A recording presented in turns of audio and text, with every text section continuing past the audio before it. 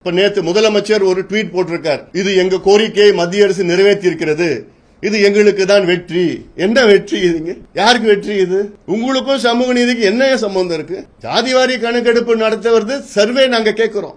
Census எடுப்பது மத்திய அரசு நடத்தணும். இப்போ மக்கள் புரிஞ்சுக்கணும், சென்சஸுக்கும் சர்வேக்கும் என்னென்ன வித்தியாசங்கள் இருக்கிறது.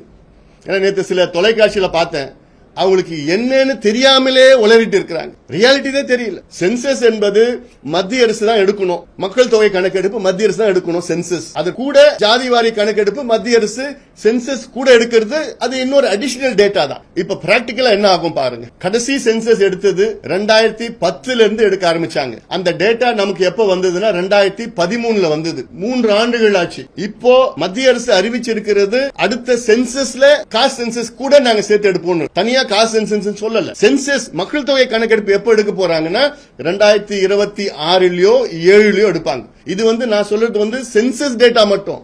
இப்ப நீங்க அதுல ஜாதிவாரி சேர்த்து டேட்டா சேர்த்தீங்கன்னா அது இன்னும் ஒரு 4-5 ஆண்டுகள் ஆகும் முதல்ல நமக்கு டேட்டா வரதுக்கு. ஏன்னா இது 145 கோடி மக்கள் சார்ந்த ஒரு விஷயம். இது எவ்வளவு எடுக்கணும்னா அது கம்பைல் பண்ணி அது திருப்பி ஸ்டேட் கவர்மெண்ட் கிட்டயோ கம்பேர் பண்ணி எதெல்லாம் வரத்துக்கு 5 ஆண்டுகள் 6 ஆண்டுகள் ஆகும். இது பிராக்டிகல்.